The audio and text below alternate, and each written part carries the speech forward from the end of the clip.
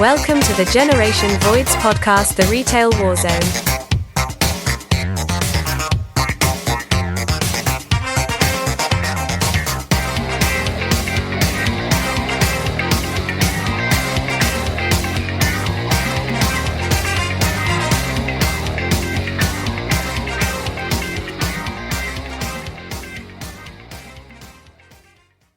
So let's go ahead and get started here. Ladies and gentlemen, this is a very, very special night. We have got Adam Kaat with us this evening. You see underneath his screen there, the book Life on the Grocery Line. All of his social media is there listed on the right. In the description of the video, there is a link to purchase his book on Amazon.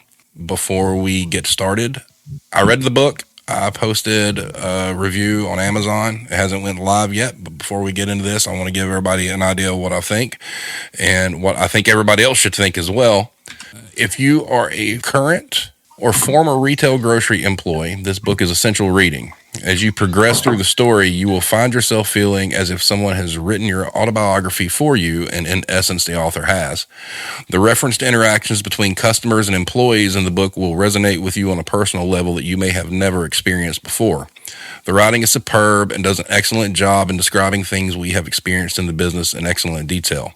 Adam has not only told a story close to him, but our stories as well. In the future, this should be required reading for all employees in the retail grocery industry as a primer to what you can expect working on the grocery line. 5 stars. Everybody go out and buy it. Excellent, excellent book. So having said that, Adam, welcome. Hi, everybody. Thanks for having me. Super excited, super excited. So, why don't you go ahead, tell everybody a little bit about yourself and, what inspired you to write the book, and then we will go on from there. My name's Adam. I was working in the corporate life, like cubicle life, for about 10 years or so. And I decided to quit my job that wasn't working out very well, and started, and this is late 2019, and I started to write a different novel. And I started working at a grocery store in the beginning of 2020. And I just did it for fun. It was a good time. And I was going to probably move right back into corporate life now that I had a draft for a novel. And then the pandemic hit and everything changed. And there weren't jobs available or anything. So to deal with the anxieties and the growing problems that was going around in the country, I decided to start blogging, and the blog did really well. And I've turned a lot of those stories that I've experienced into a novel that's based on my experiences and a few other friends that I have that experienced some similar, awful scenarios with people. My first job was actually in a grocery store. So, when I was 15, I worked in a grocery store, and I've worked in retail kind of on and off throughout my life. And yeah, it was a really crazy year. It was for everyone, for all of us out there, that it changed everything for me and made me sit down and write a book. So, yeah. And write a book you did, and it's excellent. So, yeah. One thing, like I said offline, I wanted to talk about was, given the fact that you were employed, did you ever consider writing this under a pseudonym? And if not, why? Not really, honestly. Because I kept their name out of my mouth, I guess you could say, the place where I work. And I don't know, I felt like I really wanted to be honest about it in every way. And it's honestly how I was feeling about the customers, the situation, what I observed. The pseudonym, I guess I doubt, maybe I should, but I don't know. I wasn't trying to hide from anything, or if I lost that job, I don't know what I would have done, but it wasn't really didn't really cross my mind. Well, I'm glad, because your name should be attached to it. I would hate to have thought that you have done something like this under an alias because you deserve all the props in the world for what you gave everybody with this. So that is excellent. Now, there was something that I thought was excellent in the first chapter that kind of described, working in a grocery store, which was, you said basically it was like mitochondria. You know, the people were the powerhouse of the cell. And you're right. A grocery store is a fascinating place because, the amount of work that goes into it. And Hero asked, were you still working there when the book came out? You were, correct? Yeah, I still work there currently. Nice. So, but the mitochondria part I thought was dead on. I mean, it is because, you get your customers coming in like you described, and they don't understand, what's going into the day to day for these people just to come in and, treat people like garbage just to get these things that they think they need, that they may not. And the amount of work and sacrifice it actually takes, to keep a grocery store running. It's not like, there's just a bunch of people standing around. And so when you started there, did you start as a cashier or did you start somewhere else? So I started as a cashier. Right.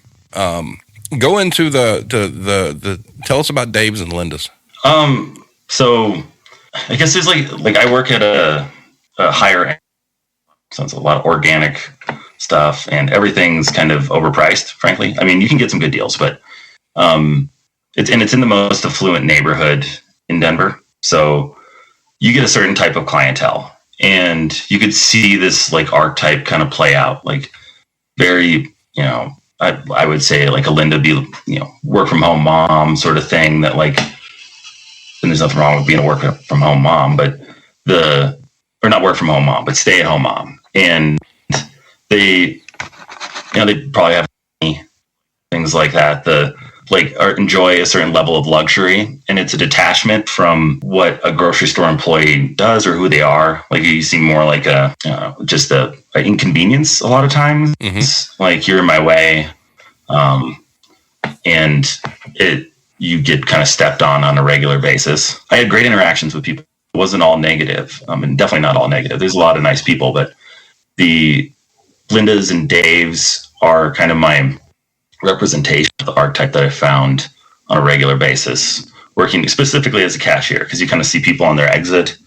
You have short interactions, and you like returns, a lot of the complaining that happens goes to cashiers. Now I work in the back of the house as a supervisor, and I don't see that nearly as much, but Norman's is just the Normans that I talk about in it are like an older version of Dave, just those grumpy old guys but there's still this air of entitlement that they roll over you with on a regular basis. So yeah, that's the best way I could show those types of people on a regular basis, or like show it in the book. And I think it worked out pretty well. I think so too. I think the delivery was good. So from the time you figured out that you were going to do this to completion, how long did it take you? I mean, to get the book finished, from start to finish? Yeah, I started blogging about it in April of, last year, April 7th, I think is the first. And actually it took me exactly a year to get to a book, which is kind of cool.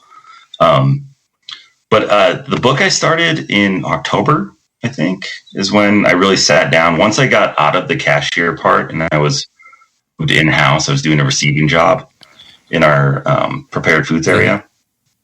And I was able to sit every night and write and constantly, like putting down, whether it's 300 words or 3,000, like you just had to sit there every night or every morning. And whether you hated it, a lot of times I hated it. It's not fun to like just constantly mull over stuff sometimes. And yeah, it took about 4 months for me to get a complete draft out. Now, like a lot of the stories that I include in here, I had already written out for the website, which is lifeonthegroceryline.com. And so I could like kind of transition those in, but I had to find a narrative that made sense. Right. And like build the character and all the different aspects to bring it all together. Awesome. So yeah, about 4 months. Irish Connection asks, how did your management respond to associates that were anxious as the pandemic unfolded? Supportive, or were they dismissive? I think overall, our company was pretty supportive. Like they gave you PTO on flex time. So like you could just take a day or two off if you need to, if you felt like you're melting down. It was a mental health sort of thing. Now, I don't know, when you're in an environment like that, like people are bound to abuse it. And it was like, oh my God, like, why are you taking a week off? But of course, people are going to take advantage of that. But I'd say they were pretty supportive. Yeah, that's something I'm still struggling with in my job. People still just abuse that every day, specifically on Fridays, you know, when we're off every weekend. But I do just want to say that my favorite two characters of the book were Christian and Jason. Christian was probably the most relatable to me, because that's kind of how I became. Like I slowly became like the more like carefree like guy, like at my job. But let me just ask you, was Christian, was he a real person, or is he based on a collective group of people? He's based kind of a specific that I worked with. Okay. We just like, you know, just talking shit all the time. And like, you know, dealing with something that's so heavy, like you got to joke around. What's nice is like some people, we just joke our way through, like making fun of people, whatever it was, just to kind of get through. Yeah, he doesn't work there anymore, but yeah, he was a good guy. Definitely. Was he the one who actually told you about the Lindas and Daves, or was that something that you created? I just created that. Okay. That was like my best way to like, explain it to people how, or like give them an archetype, give them an idea of what, and they're different Lindas and Daves too. And, you know, I have that whole section where I explained what a Linda was, and I've been dealing with them my whole life, but never really put it down to words until I had to sit in front of them with like a, you know, plexiglass and a mask on, and I'm like talking to these people about their lives and becoming their therapist. It's like these aren't real problems that you're having. Yeah. The list of the other names too that you just threw in like that, dude, that actually made me laugh out loud when I got to that part in the book. So I was like, yes, there's even more basic names. One thing I wanted to ask you about, to kind of go into a little bit further, which I thought was spot on, was when you talked about how customers unloaded their groceries onto the belt. If you could dive into that a little bit, that was fascinating. I found it to be like a tell for what the kind of person was. When they like, I understand being rushed and like putting, you know, not being organized, because I don't think I would be super organized, but to just dump it on by the handful when you're full of groceries, throw stuff on and pile it on, like you're clearly there's no care involved in what you're doing.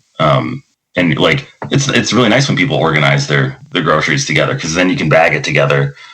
Like the cold stuff with the cold stuff, the bread with bread on tops, things like that. You know, it's being thoughtful about people that never get any thought. So like, yeah, I always appreciated that when they took the time, which isn't much time. It's like, you know, a minute, like we're talking like minutes and seconds here, not much time to really like put that extra effort and help us out. You know, they're thinking about the employee as opposed to just shoveling it on like it's like they're digging a hole and like, you know, dumping dirt on your fucking conveyor belt. It's an insult. Exactly.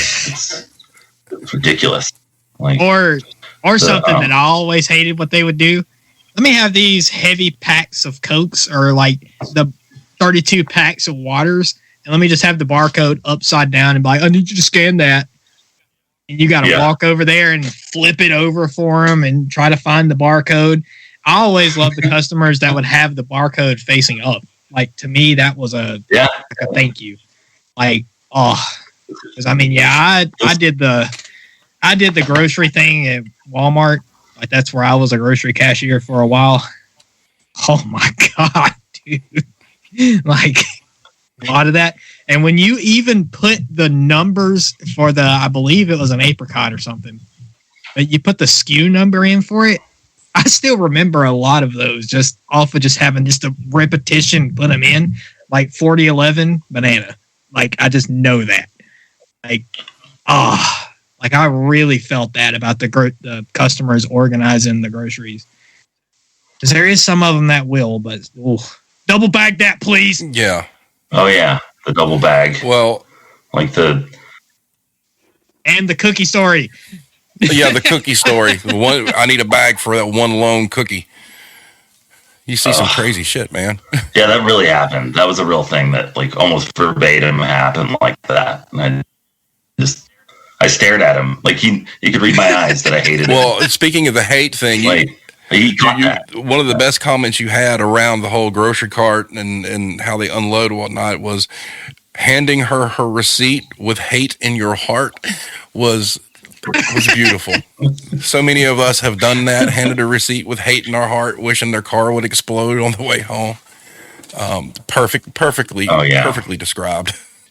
I'd rather people be rude to me, like outright rude, than patronizing. Yes. Like, I found that so often as a cashier, especially at the beginning of the pandemic, was the oh, you guys are so wonderful. And then like 2 weeks later, they don't even recognize you or talk to you in any manner. Just talk to me like I'm a human. Like I'm doing a service. I'm here doing something. Like, that's all I really ask. And yeah, like, the patronization was just the hero. Oh yeah. And, you know, we were talking about that before we started the stream. I mean, you got these people coming in, oh, you're a hero for doing this. And while they're telling you that you're a hero, they're also telling you how shitty a job you have. And it's like this double-edged sword. It's like, oh, you're doing, you know, you're only a hero, you know, not by choice. You know, you're a hero by necessity, but, you know, better you than us. And I think the sad part is, the better you than us. And I think the sad part is we're now at a point where they forgot that you know, they classified everybody as heroes. Now they're just back to, you know, treating people like garbage again. But hey, wait a minute, you know, 6-8 months ago, you were treating us like gods. Now all of a sudden you're just, you know, the same old assholes that you were. So I'm glad I wasn't working in that during that. And I feel for anybody that does, because, you know I have a lot of friends that have been in the military, and it's kind of like, I've had several of them tell me that they hate when someone says, thank you for your service, you know, because it's a choice. Yeah. And I just, even though it's two different fields, I've got to feel like hearing that hero thing, you feel the same way, you know. It's not like you're there putting on a cape, you know, because you want to be Superman. You don't have another choice. Right. Yeah, like, like police officers and firemen won't, like, they don't consider themselves heroes. They're doing their job. And granted, like, being a cashier or like working in a grocery store, it wasn't heroic in nature before. And like, we really didn't know much about the virus at first. So it was a lot of like fear induced sort of like reactionary sort of thing. But yeah, it's just, I don't know, like, a better way to handle that situation is not patronize and tell them they're a hero, but like, just be nice and be helpful. Organize your groceries, like bag them your fucking self, like an adult, and, you know, do the little things. That was what I really liked. Like the story about the brain surgeon. I was getting ready to ask you about that. Go into that. That is excellent. That's my, like, looking back, that's my favorite part in the book. It also, like, I did have I'm sure he still shops there. I just never see him, but he would, you know, he has like 6 kids. So that's his normal routine. And he was one of the nicest people that I've ever ran across there. And it was really just so, like, such a high level job, but like so empathetic and understanding that, like, just have a good conversation, like go through the motions of, and he ask you about yourself, and just like good, just, I don't know, being a good person and not like thinking you're elevated, when he had a job that, you know, there's probably like just a few thousand people in the world that can do that. Yep. It's incredibly impressive. And the, thinking back on it, like that was one of my favorite interactions that I constantly have. on a regular basis. It didn't happen for weeks. The explanation that he had about life being like a quilt, I thought was extremely profound and amazing, actually. It's patchwork, and people, they do all the different patches and whatnot, but they never finish the quilt. And, I read that. I'm like, wow, that's spot on, because it is. And, I thought that interaction was fantastic. I thought the way you wrote it was excellent.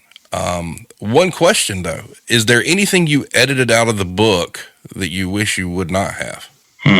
That's a good question. No, not really. I don't think. I think my editor was pretty damn good with it. She helped me like hone in, like stay focused and not like at first she was real concerned about the timeline. Like, this didn't happen on this date, but to me, from March to May, even almost all summer, there was no difference in like the time. It's all time just like blurred together. So that's why I go from lockdowns to riots.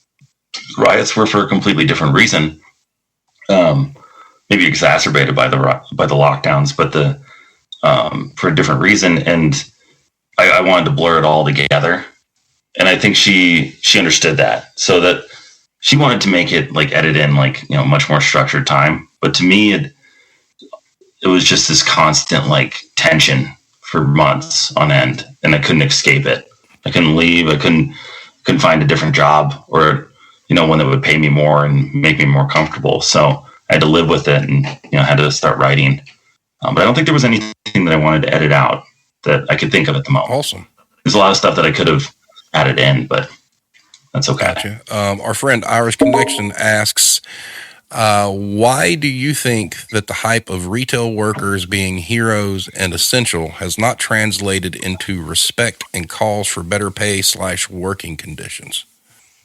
It was, well, like I kind of said earlier, like since it was out of fear, actually out of true empathy for what people are going through, like what they do on a daily basis. I feel like we're in such a fast-paced culture that you don't, I guess you don't have time. People don't have time to really give a shit about other people. It's a shame that, and I mean, I hope it like overall starts translating. I hope people don't forget. And that's kind of why I wrote the book, or one of the elements that really, because I was like, man, I want to speak for people, or not speak for them, but like elevate them through my writing, and like they can understand. And I don't know, people are so concerned with their own lives that it's so easy to forget.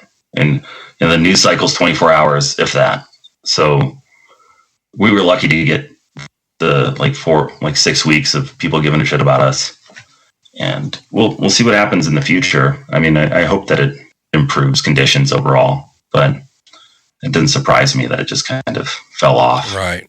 I mean, you look at what companies like Best Buy did, they bragged about raising wages and whatnot, and then all of a sudden turn around and laid off like half their entire workforce for the sake of money, basically. Yeah. And we got a question here from Michael LeBlanc Brandt. She asked, when you're talking about the tension, do you think it's a different tension now? Yeah, I mean, it feels almost completely normal, or like what it was before in a way. But I still feel like people are like overly annoyed when they come into work. Since I work in the back of the house, or like I'm a supervisor in our, like, it's kind of our kitchen area, the fresh pack stuff. So I have a lot less customer interactions.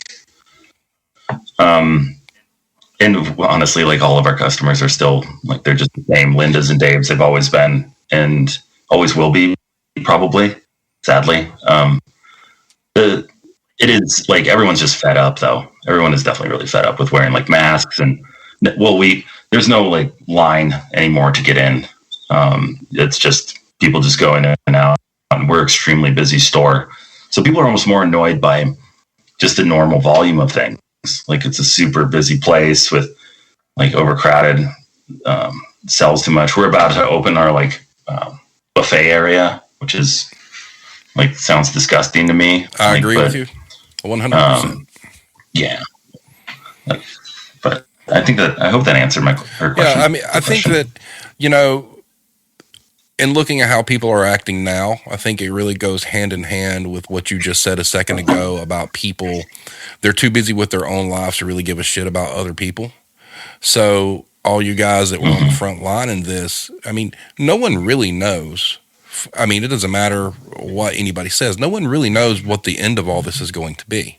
And there are so many people, like you said, that are aggravated and just feel like it's an inconvenience to them that, they don't care about anybody else around them. It's only their opinion matters.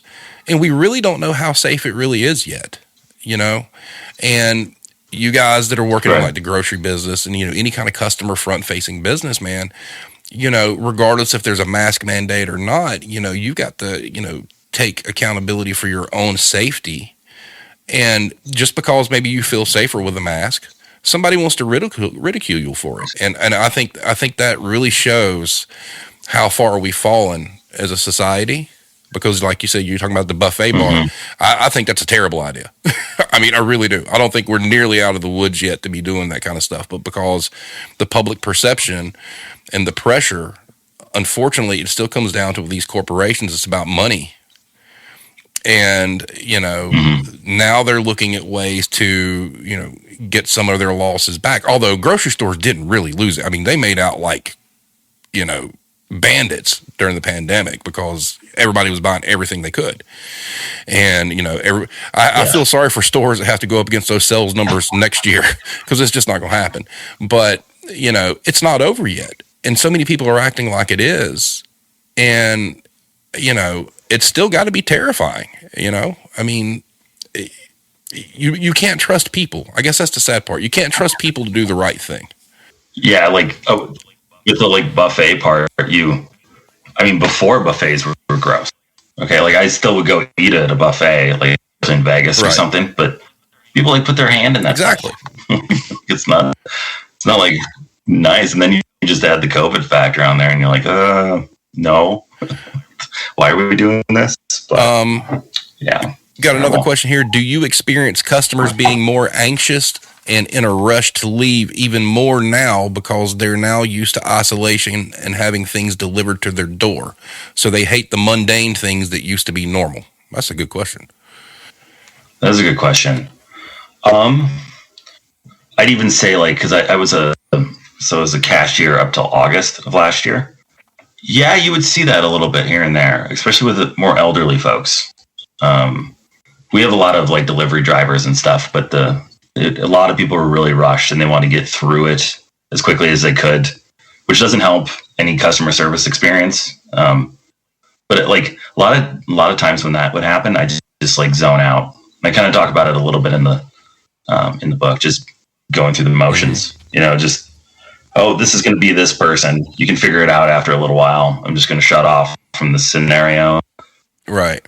Just go through it. I don't really experience that sort of thing. But. Yeah, the part where you talked about where you started just being robotic. You're like, I'm so far into my shift, I don't even really know what's going on. I'm just being robotic at this point. That was another thing that I really felt. And I did just want to bring up the story with the brain surgeon. That really spoke to me personally.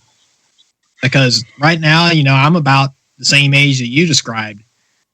In the book, I'm about to be 30. I'm 28 right now. And, I'm still I'm just kind of spinning my wheels, trying to find where I want to be in life. And that really spoke to me. Brain surgeon said to you that was nice. And I was like, okay, I get it. So let me ask you, since you were there, what were your thoughts when all hell broke loose and you're there and you hadn't been there real long and the floodgates opened? I mean, I can't imagine how difficult it was to go home every night and unwind from that. Yeah, that's a fair amount of drinking. I had good neighbors. I reminded myself on a regular basis that I was experiencing something very unique I mean, once in a lifetime sort of, last pandemic was 100 years ago, the Spanish flu of any like serious magnitude. And I mean, always it helped to like, remember that like it was a global thing. It wasn't just happening to you. It was happening to everybody. And it wasn't just the Lindas and Daves. Everyone else in different countries all around the world were experiencing the same thing. But I leaned really hard into accepting that this is where I am. Maybe I'm meant to be here. I wrote a book out of the whole thing, which feels amazing. And like I was supposed to, like almost like serendipitous that I was there at that time. Like a lot of the things in my life I'd kind of built up to like running a website and understanding, like being a writer, that I just happened to be there. So I leaned really hard into that. That's how I got through the moments, the most worn out, the riding home in an empty city on my bike and just people crossing the street because they didn't want to be near someone. Those moments where you felt so isolated. I leaned into like this is where I should be. This is good in some ways. I mean, it's scary, but it's good. You're going to do something great out of it. So I would agree with that. I think that was obviously there was a path forward for you. You were meant to go through that for a reason. Lots of crying. One Angie says in our chat. Another Dina says, I will admit I try to get in and out of a store as quick as I can. I'm not rude to people, but I just want to get my things and go. And yeah, there's a lot of that. One thing that I think was amazing is you described, the riding the bike. It's kind of like a zombie apocalypse movie. You're riding down streets that are normally just flooded with cars, and you can do whatever you want to do. I mean, I'll never forget because when it broke, I was living in Atlanta, and it's and where you're at. I mean, it's a big city, and you there's no traffic on the road, and you're like, this is really, really weird. But there was a kind of peacefulness to it, and that I think some people, I actually enjoyed that. Yeah. I mean, to be honest with you, after being in business for 30 years, I was tired of people anyway. So, but there was a calming thing about it. Yeah. The bicycle story was great. The Marry Me story, was that you or is this somebody else? But I had this really long conversation with this pretty amazing woman that, like, the certain aspects of the career event were definitely true to what she told me. Just a really impressive and outstandingly beautiful woman that like, I was like, this is what I need to kind of pull away from all the anxiety and the troubling things that I was seeing around me. It was like, I get saved by a few conversations like that. And she was, I think where I placed it in the book was before, the pandemic. I think it was, I haven't read it in a little bit, but that was definitely a real interaction. I wanted to marry her. She had no idea, and she never wrote that letter. Well, you wrote that well. That was a great story. The whole lipstick on the paper, that was fantastic. Very well done, sir. No, I was sitting there. I was like, smooth, brother. Yeah, well, it was. Yeah, that was dope. Another question from Irish Connection. What was the most surprising supply issue? Did you run out of anything that you didn't expect to? I think there's your segue. Toilet paper. Toilet paper was a big one. I mean, everyone ran out of toilet paper and paper towels, like paper products in general. Now, the store I'm at doesn't have like a lot of paper products. But like, another weird one was yeast. And it makes sense to make bread. Like you can make bread if you're going to be living in a bunker or something. But we didn't get yeast back for like 6 months. Wow. That was like, people would have, like, I think you get like 3 or something a pack, and they'd buy stacks of it. But like there was a moment there where everything was bare in the store. Like it was impossible for a few weeks. Like the produce section, like, which doesn't make any sense. Bakery doesn't make any sense. Prepared foods was empty. Like all the, the kombuchas and stuff like that. Like the high-end drinks that we have, they're decimated. It's like, this doesn't make any sense, people. Like you could see like just the hoarding mentality that, I don't know, that's kind of scary to see. First thing is like, people just grabbing whatever they can just to grab it, basically. I'm sure at places like Walmart, they probably saw all sorts of crazy stuff. But yeah, no, even when I tried to go out and just buy some spaghetti stuff, nothing. Rice was the big one. Angie here in the chat, canning jars. That would have been a big one too, especially here in the South. We've got a question from Kira. I hope I can ask this question. How did you deal with coworkers who didn't believe that what's going on in the world was really going on? You know, it was, I don't know if I dealt with anyone that was I don't know, denying it or something. We all kind of had to face it head on. So you had to accept your reality pretty quick.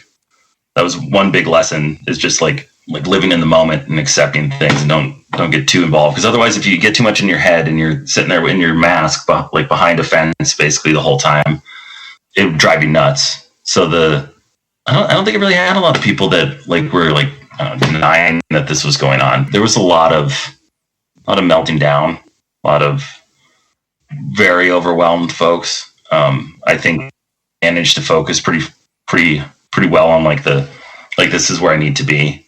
And I reassured people that, but that's the only way I never called out. I never did the mental health thing, because I don't know, I saw something bigger in it, and I needed to be there and present in the moment.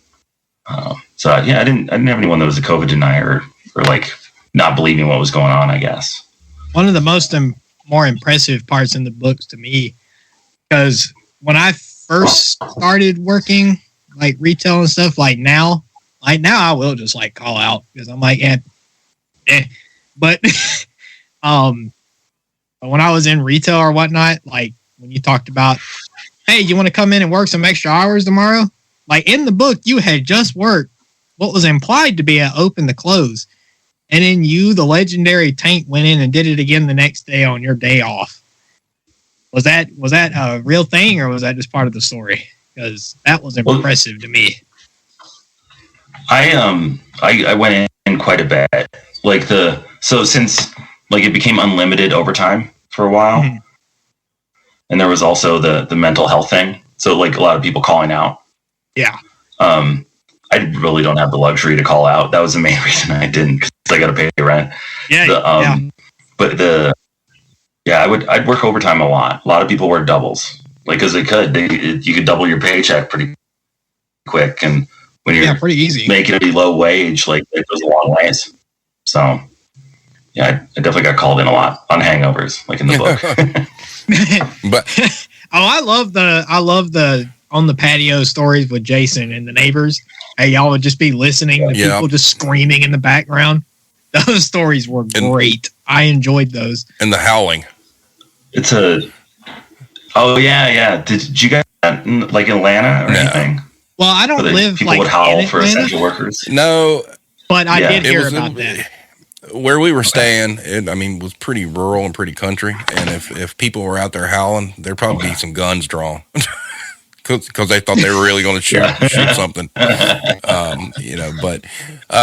one thing, Alex bringing up, hearing the conversations and stuff, we touched on this a little bit, before we started stream, was the comment you made, if you can kind of go into it, about basically people realizing that they were kind of pretending that life was good until they had to spend time with their families and stuff. So if you could kind of go into that a little bit.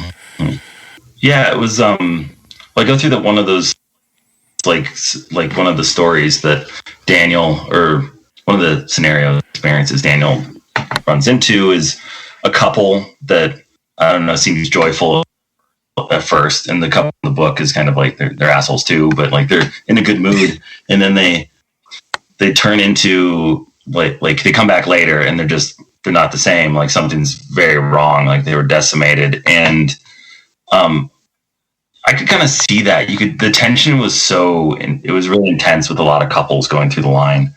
And I remember one night there was a couple that came through the line, and they looked like they were arguing. They've been arguing before they came in.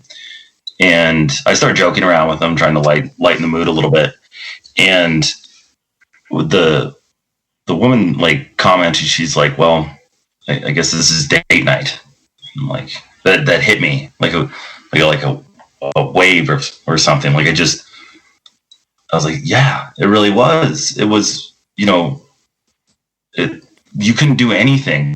The only thing you could go to was go to the grocery store. That was your only outlet. So all those moments like that you ignored before with your, like, I don't know, something that bugged you, your spouse, you couldn't just go to the bar or like go to a friend, like go other places, and you couldn't go out to eat to like kind of like lighten the mood and get other people around you. It was just you and that moment with that person. And a lot of people don't, like we were talking about earlier with, we live in such a fast society. People don't think about think things through. They're prioritizing the wrong things with when they get married or something like that. And then now it just stuck at home.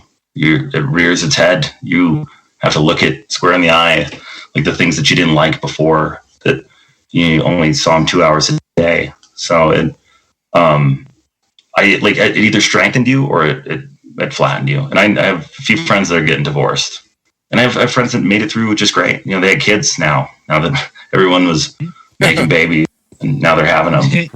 So that's another thing. It's like, something so massive and important, change your life either for the good or for negative, I guess. I do just got to say, just real quick, your inner monologues, like after hearing what a customer would have to say. Oh yeah, great. You're totally going to be one with the kid. You're going to have the kid on Thanksgiving, and that's going to be the kid over at the dad's Christmas. That was, dude, you're the monologues pretty dead on. Were so true. But we got another question. Do you think if the pandemic hadn't happened, would you still have written a book, or was the pandemic the catalyst to writing the book? I would have written the book. I was already at draft stage on a different one that's like might fit in actually down the line on this, because I feel like a sequel is necessary, and then there's also like a different story that goes for Daniel. Have it figured out, because I don't know what I'm going to do with that old novel, but I would have written it. A few things happened. I had to stay home a lot. Yeah, and I'm a pretty outgoing person, so it forced my hand with that, and it also forced me emotionally, since I had to deal with all the things I was seeing and like grappling with the world. And you're talking about like looking on Twitter, which I talk about on the book, and like all the different scenarios, like, oh, your pets can give it to you, like people wearing masks during sex, stuff like that, like the weird stuff that came out, like it just makes you paranoid. And I've seen them making out before with their mask on. Wait, with the mask covering their mouth, or like as a chin? Yeah, no, on them, and they're just eating each other. Wow, that's weird. Oh my god. What? I was like, so strange. But you kind of can't stop staring at it, right? So it's like, oh my god. So, no, I'd probably film that. Honestly. Yeah, right. Well, it's like you had the story about the couple that decided to make out at the register. Yeah, I mean, there were people that just lost their mind during this stuff. I mean, it's like they used it as an excuse to get as crazy as they possibly could, and that's kind of scary in itself. I do have a question though about the character of Daniel. Like, I've actually got a couple, and if you don't want to answer this and you want to save it for the sequel, I'm going to read your book for the sequel regardless. Same. I'm really into it.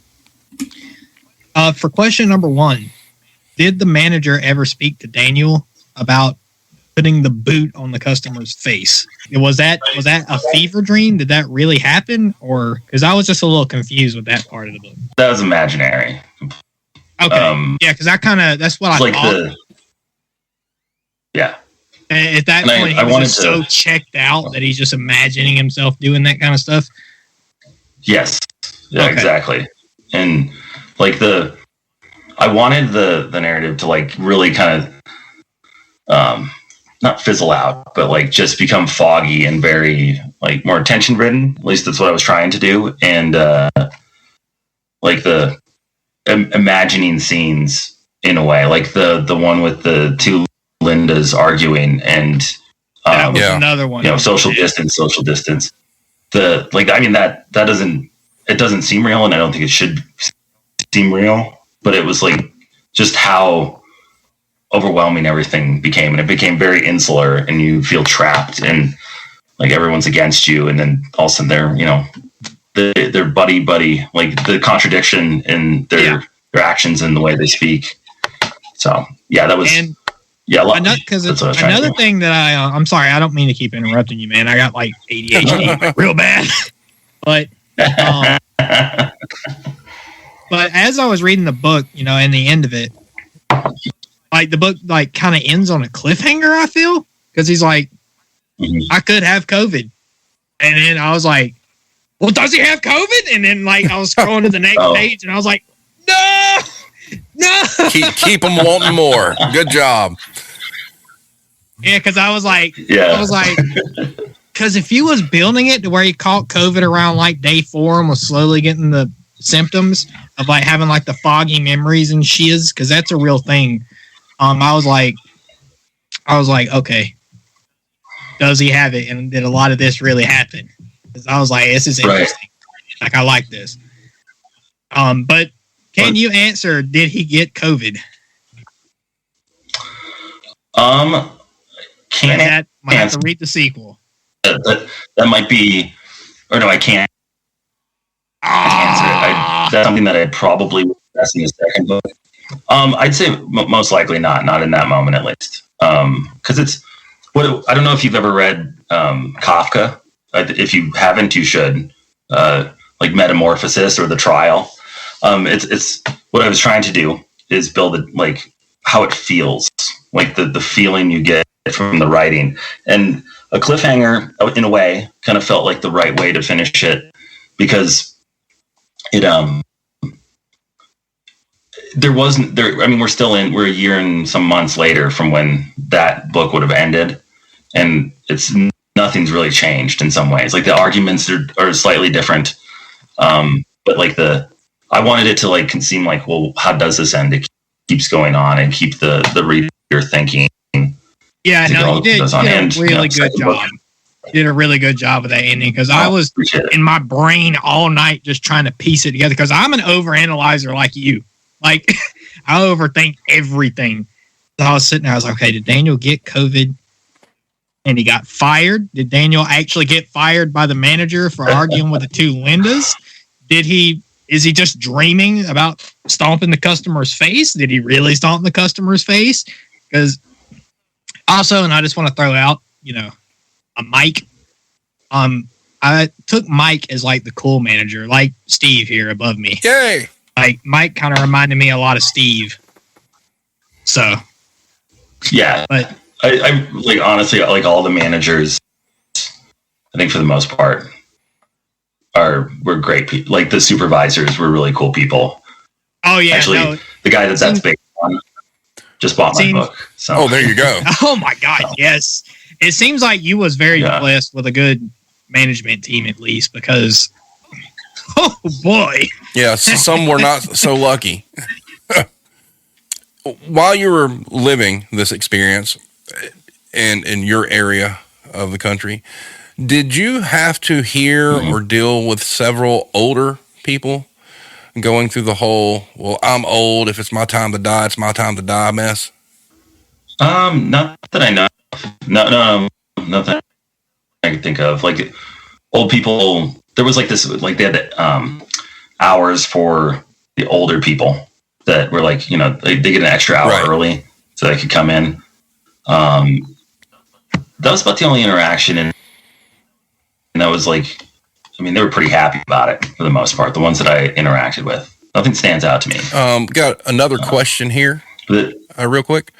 Sure. Random, but do you like the field of retail in general, and did that affect how you felt through all of this? I like people. I find them fascinating. I like they're the most complex problem you could ever imagine. Interacting with them, it can be really like a joy, and I usually don't let them get. Now that I'm older, when I was younger, it was like a lot worse, or like I wasn't as good at dealing with people. But I do enjoy that element of it, like the random conversations you'd have, like the one, like the just really like nice conversation that I had with that lady where I was like, oh my God, I'd marry you. Yeah. You know, and, I don't like working weekends and all that, like late nights and stuff.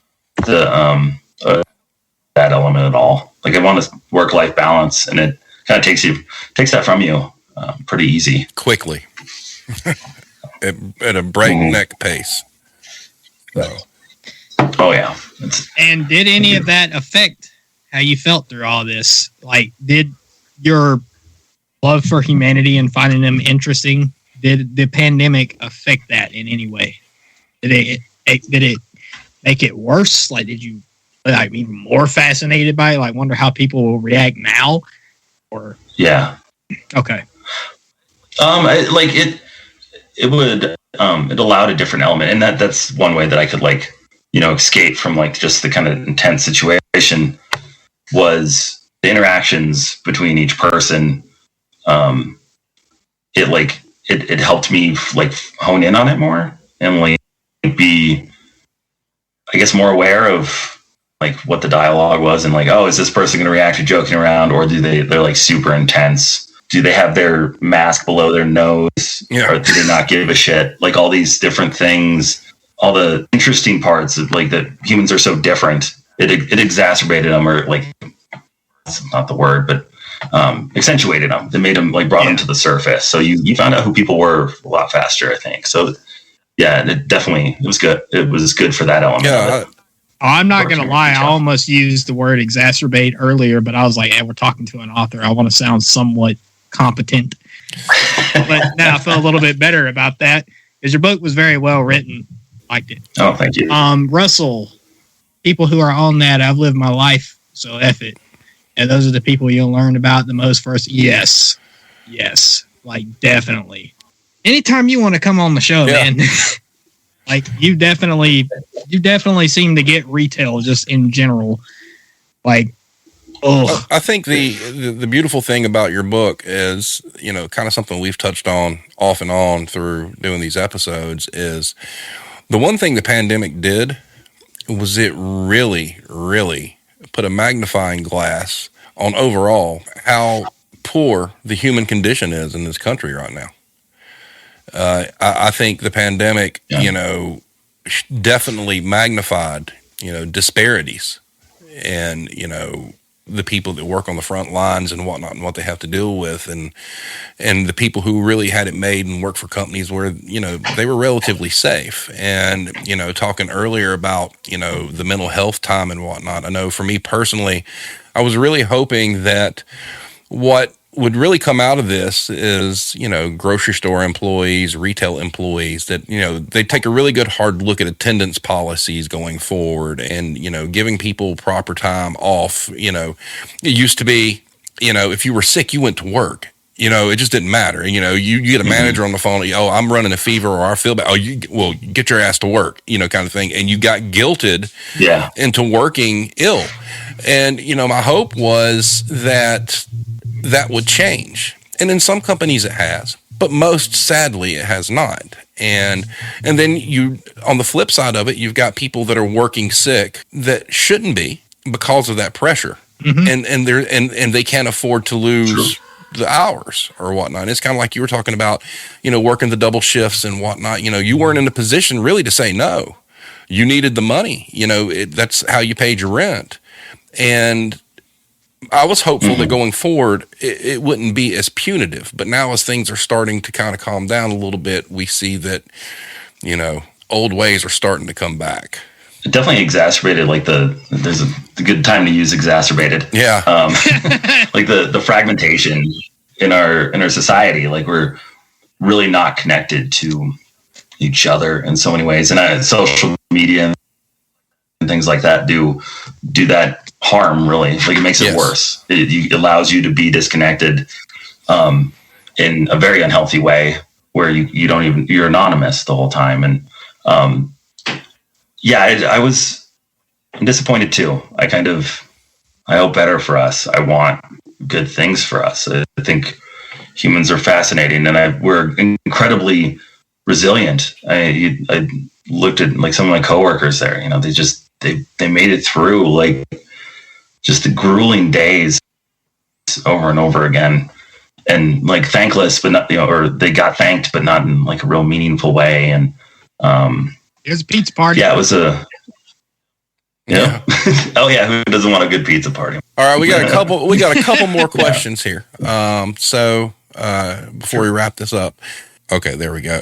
Have you got it yet, Steve? Or? From a retail perspective, was there anything about your experience during the pandemic that would not have happened but for the pandemic? Did you see people helping out their neighbors more, etc.?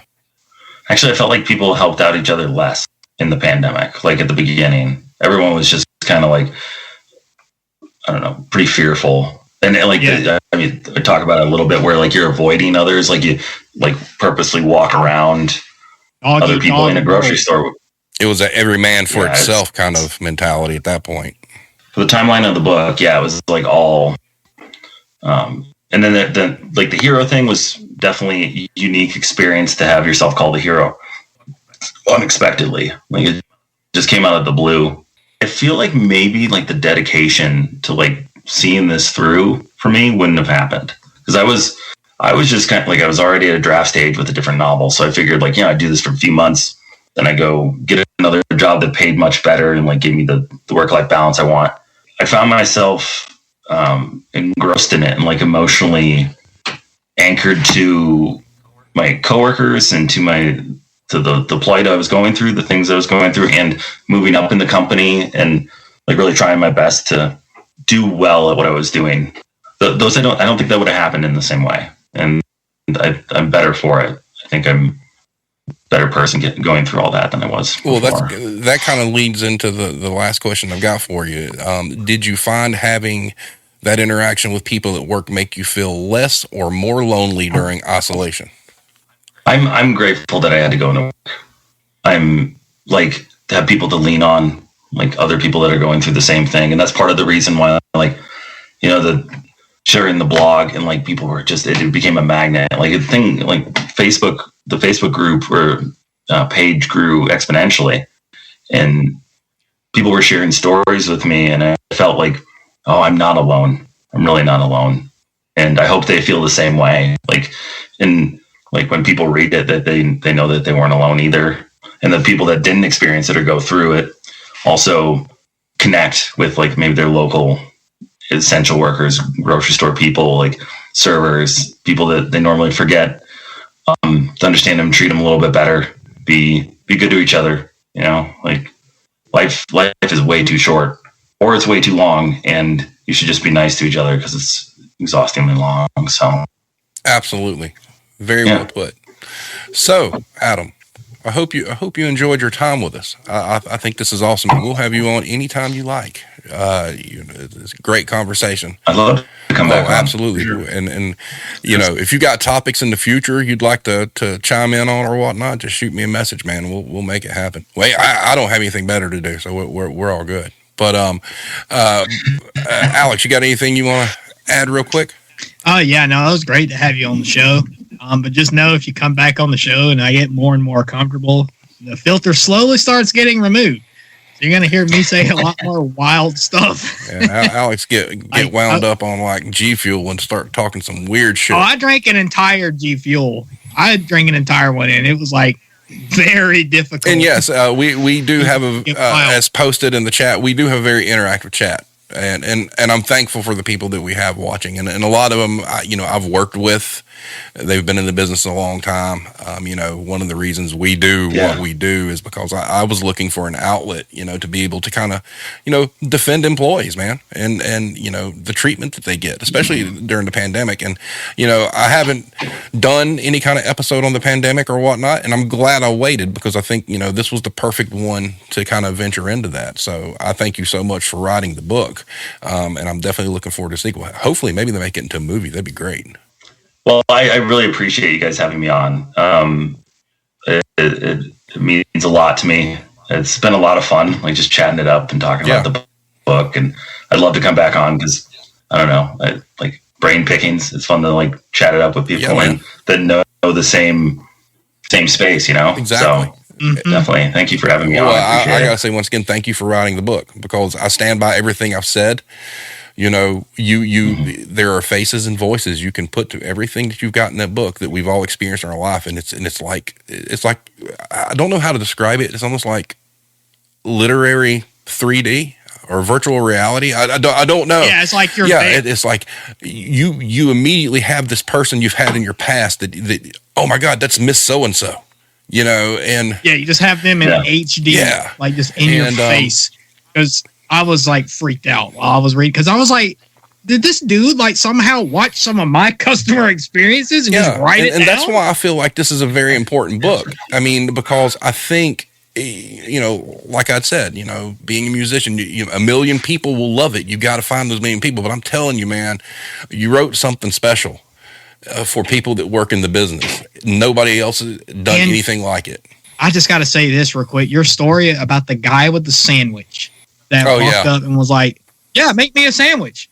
But when you got the manager, or when Daniel got the manager, I'm sorry, I keep on saying you, but when Daniel got the manager and he comes up and he's like, oh, no, I was just talking about this. And he's like, sandwich, bitch. Like when he walked off, like, dude, I've had that happen to me almost exact. I was like freaked out by that because I was disappointed with that customer. I was like, you're gonna go ape shit on me, but then just go nice to my manager and make me look like an idiot. Like, yep, it happens. that right there, God, I felt that. All right. Yeah. Well, that is Ultimate awesome. Norman. Fantastic. And I don't know if you're able to see, I don't know if you're actually watching the stream, Adam, or not, but underneath your picture or whatnot in your feed, I've got your Instagram, your Facebook, and the lifeonthegroceryline.com address. It's, awesome. And, you know, if we can get enough people collectively to, you know, grab your book, you know, then we can have one night where, you know, Alex and I just kind of shut up and let the chat just talk to you about it. You know, and I hope we get to that point. Yeah, that'd be awesome. I think that I honestly believe that this book should be in every damn grocery store across the country, period. I mean, and even if it has to get smuggled in, you know, and hid, you know, instead of going and crying in the freezer, hardback form, you know, it's when I see it in hardback form, I'm buying it. So, but thank you so much for being on, man. This is great. You know, I hope to see you on TV soon. I hope to see this thing spread. I think if you get it in front of the right people, you're going to institute some really, really good change for a whole bunch of people. So thank you for being here. Well, awesome. Thanks for having me. I appreciate it. All right, guys. So I don't know what we're doing next Wednesday night. I'll let you know. I don't know what Monday night's going to do. Everybody, we know all his social media is right there. I've got a link to Amazon for you to go purchase the book. Go buy the damn thing. It's worth it. It's really and truly, you can almost consider a historical document for what all of us have been through. So go do it. There he is, Life on the Grocery Line. Good deal. All right, everybody. Everybody have a great night, and we will see you next time. Thanks.